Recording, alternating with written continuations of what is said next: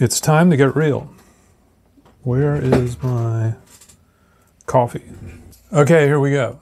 This is spitballing on a Saturday night. I think I'll probably upload this tomorrow because I don't think I'm going to feel like doing it right now. But I'm going to talk about, let's just say, when it's time to get real. When it's time to practice, and when it's time to be in ready mode, ready to produce, ready to mix, ready to record, all of those different things. I'll try and spread it all out over the next couple of minutes if I can do it really quickly. What I'm trying to say is I've talked to, when I do my sessions and I turn around and talk to my assistant, typically it would be about things like this, where it would be like, you know, when's your next session? Like, are you ready? If somebody said to you, let's do it, let's make something, let's record something, I need to record a beat and a keyboard and a vocal, like, are you actually ready? And you could also look at it in the context of when you're working on your production. So, in other words, I don't know if I'm going to keep my notes in hand. In other words, say you are mixing one of your own tracks.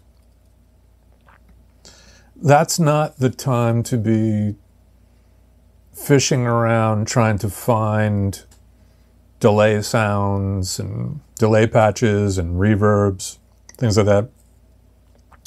Those are supposed to be, and should be, the way I feel is that I have those things in my vocabulary before the session even begins. So like, the session is not the time to go into the great unknown and waste time and energy, productive energy, creative energy, looking for sounds, looking for the, you know, saying to yourself like, oh, maybe I want to try this microphone, or maybe I want to try that microphone, not knowing at all what they're going to sound like.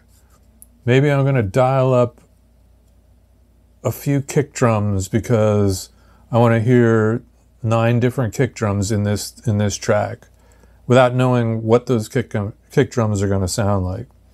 This is the type of thing that I'm trying to tell you that that I avoid and have always worked at, in that you have to put the time in, and unfortunately it's countless hours, more than I care to count, where when I'm not trying to be creative and not in a creative mode, I'm not recording something, I'm not producing something, I'm not mixing something, I am putting in the time to familiarize myself with, let's just say, the gear is a good way to describe it.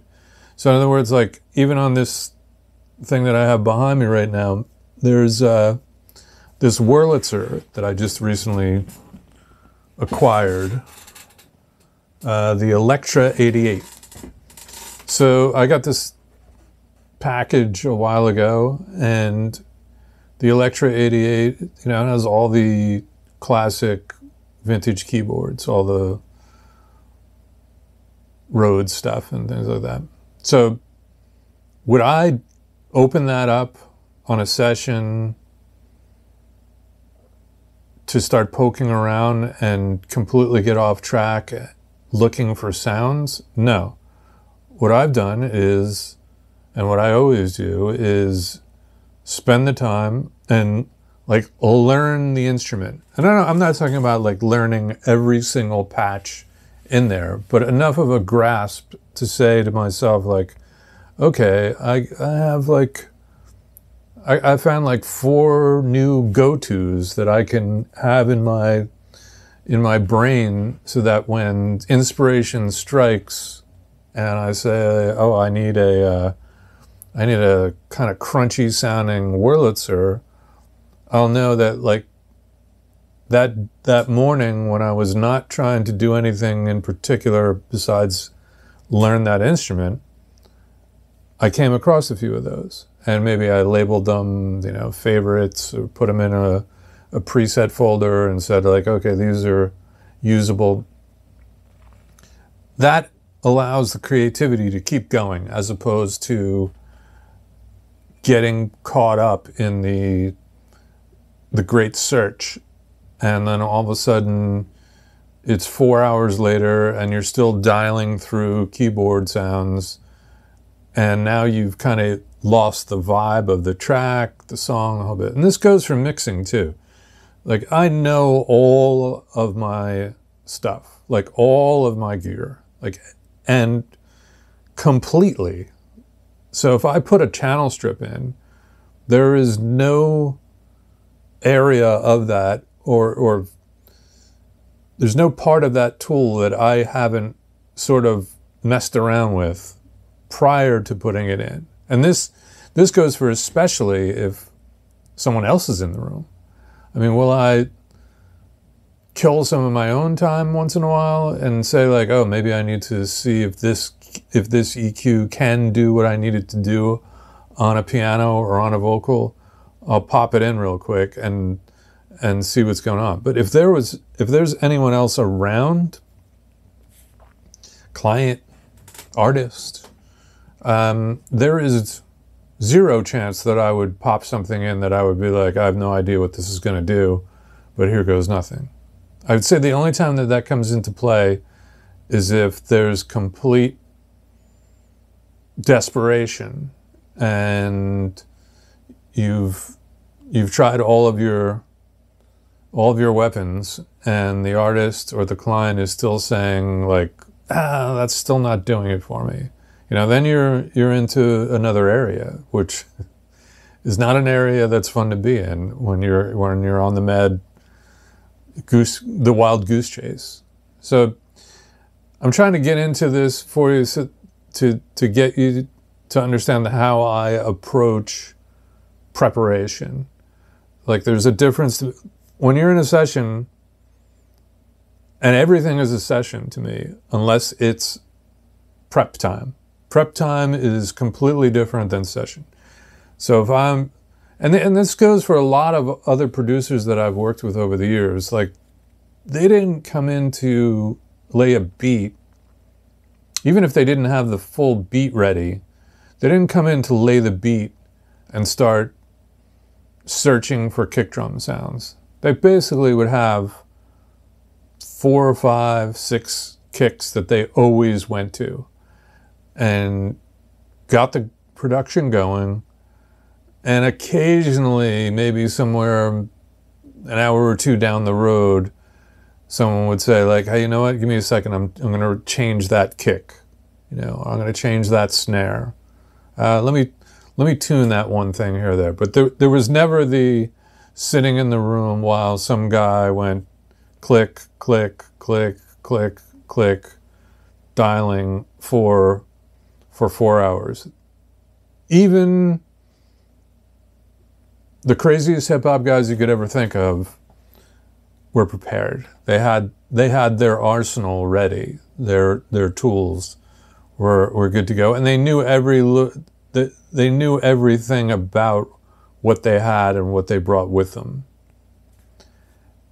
Some of you are going to say, like, yeah, but isn't that going to get you into a thing where you're using the same sounds over and over again, or going about it in a cookie cutter fashion? No, it's actually, you're so prepared that you have all of this vocabulary to draw from. So I know what all of my compressor plugins are going to do before I know what it's going to do before I put it into the channel, because it's another flavor, another ingredient that I know that I can pull from. Because why? I did the work on a day when, or a couple of hours where I was like, you know what? I need to really understand this LA2A in this particular, from this particular company, like what it sounds like, what it does, What does it do on a vocal? What does it do on a female vocal? What does it do on a male vocal? What does it do on a guitar or a bass? Is this the one is this something I want to go to on my bass channel or my drum sub or something like that?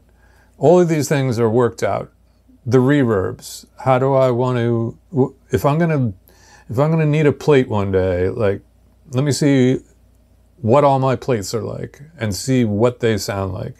And this is stuff that you have to kind of refresh yourself on every once in a while as things change, as your tastes change and your mood changes on things that you want to work on.